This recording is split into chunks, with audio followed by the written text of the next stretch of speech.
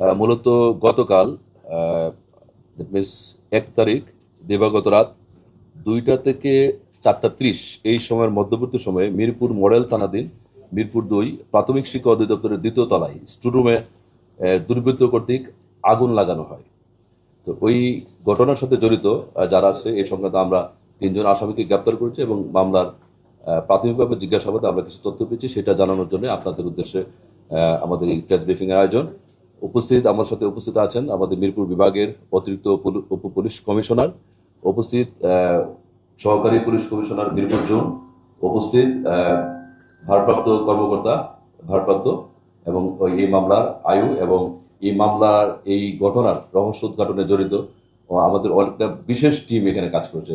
10-12 জন sub inspector সম্মানে, তার মধ্যে একজন এখানে উপস্থিত আছেন মামুন মিয়া এসআই সহ আরো অন্য নতুন এখানে উপস্থিত আছেন এবং সাংবাদিক ভাইরা আসসালামু আলাইকুম এবং শুভ সন্ধ্যা। আমি যেটা বলছিলাম যে 1 তারিখ দিবাগত রাতের ঘটনার পরপরই মূলত আমরা কাজ শুরু করি এবং আমরা দেখেছি এই ঘটনার সাথে এইটা উদ্ঘাটন করার জন্য আমাদের পাশাপাশি অন্যান্য সংস্থা ডিবি থেকে শুরু করে সিআইডি এবং পিবে তারাও কাজ শুরু করে। যেই স্টোরুমটা যেখানে অগ্নিসংযোগের ঘটনা ঘটে সেখানে 735টা ল্যাপটপ ছিল, যেগুলা শিক্ষা অধিদপ্তর তারা মাঠ পর্যায়ে এটা বিতরণের জন্য এখানে রেখেছিল, ব্যান্ডারের কাছ থেকে তারা সংগ্রহ করে এখানে রেখেছিল।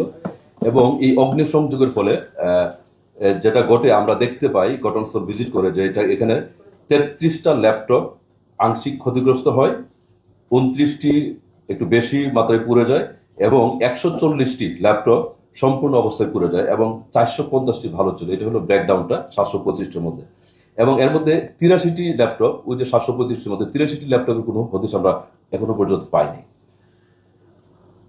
এখানে আমরা যেটা দেখেছি ল্যাপটপের ব্যাগ সহ অন্যান্য কিছু অ্যাক্সেসরিজ এই আগুনে ক্ষতিগ্রস্ত হয়।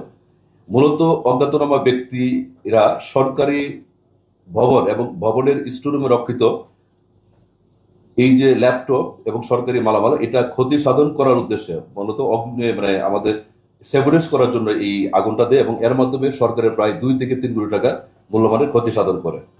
এবং এই যখন ঘটনাটা ঘটে আমরা এই ঘটনা সংক্রান্তে তাদের কাছ থেকে অধিদপ্তরের কাছ থেকে আমরা লিখিত আবেদন গ্রহণ করি এবং তারা বাদী হয়ে এখানে মামলা রুজু করে স্পেশাল পাওয়ার অ্যাক্টের 15(1) এবং 15(3) অনুযায়ী মামলা রুজু করে।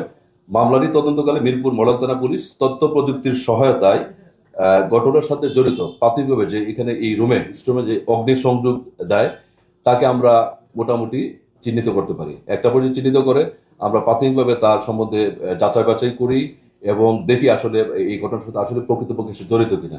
আমরা যখন নিশ্চিত হওয়ার পরে আমাদের টিম তাকে গ্রেপ্তার করে হেফাজতে নেয়। হেফাজতে নেওয়ার পর এটার কারণটা কি প্রাথমিকভাবে জিজ্ঞাসাবাদ করে সে তখন জানায় এবং এই ঘটনার সাথে আরো কারা কারা জড়িত এই বিষয়টা সে জানায় এবং এই ঘটনার সাথে জড়িত সে ব্যতীত আরো 3 জনের নাম প্রাথমিকভাবে আমাদের জানায় এবং 3 জনের নাম নিয়ে আমরা তাদেরকে চিহ্নিত করে এর মধ্যে 2জনকে আমরা ইতিমধ্যে গ্রেপ্তার করেছি। তো এই পর্যায়ে আমাদের গ্রেপ্তার সংখ্যা হলো 3 জন। অর্থাৎ প্রথম যে অগ্নিসংযোগ করে তার নাম মোহাম্মদ আসমাউল ইসলাম, তার বয়স 30, তিনি মাস্টারুল্লে পরিচ্ছন্নতা কর্মী হিসেবে সেখানে কর্মরত আছেন। পিতা জামশেদ আলী, মাতা মনোরা বিবি, সাং বরিগ্রাম, ডাকঘর বোয়ালদার, থানা হাকিমপুর, জেলা দিনাজপুর এবং বর্তমানে তিনি খানবিলা, দিয়াবাড়ি ঘাট, আলীনগর কাউন্দিয়া অর্থাৎ ঢাকা জেলার সাভার থানায় বসবাস করেন। 2 নম্বর যিনি আসামি আমাদের সন্দিগ্ধ ব্যক্তি যিনি এই ঘটনার সাথে জড়িত মর্মে জানা যায় তিনি হলেন মোহাম্মদ জিনাত আলী বিশ্বাস, বয়স 55, উনি সেখানে স্টোর ইনচার্জ হিসেবে কর্মরত। ওনার পিতা মৃত জ্ঞানদু বিশ্বাস, মাতা বেগম ইয়ারুন্নেসা, বয়স 60, সাং হলো 60 তেউতা, পোস্ট অফিস তেউতা, থানা শিবালয়, জেলা মানিকগঞ্জ। বর্তমানে তিনি 19/15 ল্যান্ড 15 ব্লক এ মিরপুর 10 অর্থাৎ মিরপুর মডেল থানার এলাকায় বসবাস করেন। 3 নম্বর যিনি আসামি মোহাম্মদ হুমায়ুন কবির খান, বয়স 59, উনি সেখানে মাস্টারুলের স্টোর কিপার হিসেবে কর্মরত। পিতা মৃত মোহাম্মদ আলী খান, মাতা খুশ আক্তার বেগম, সাং বালিয়াপাড়া, দক্ষিণ বালিয়াপাড়া সরকারি প্রাথমিক বিদ্যালয় সংলগ্ন, পোস্ট অফিস বালিয়াপাড়া, থানা আড়াহাজার এবং জেলা নারায়ণগঞ্জ। এবং এই ঘটনার সাথে আমরা এখন পর্যন্ত যে তথ্য পেয়েছি, হৃদয় নামে আরেকজন অলরেডি আমাদের দ্বারা শনাক্ত হয়েছে এবং তাকে আমরা গ্রেপ্তারের আমরা কার্যক্রম চলমান আছে।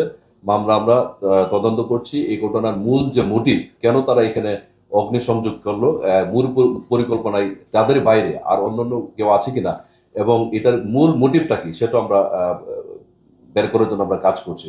এবং আমরা এই পর্যায়ে যেহেতু তদন্ত চলমান আছে, তাদেরকে আমরা গ্রেপ্তার করছি, আদালতে সুপর্দ করব এবং তাদেরকে আরো পুলিশের হেফাজতে নিয়ে নিবিড়ভাবে জিজ্ঞাসাবাদের জন্য আমরা বিজ্ঞ আদালতের জন্য আমরা আবেদন করব এবং আশা করি তারপরে বাকি যে মূল মোটিভ সেটা আমরা উদ্ধার করতে সক্ষম হবো। ধন্যবাদ সবাইকে।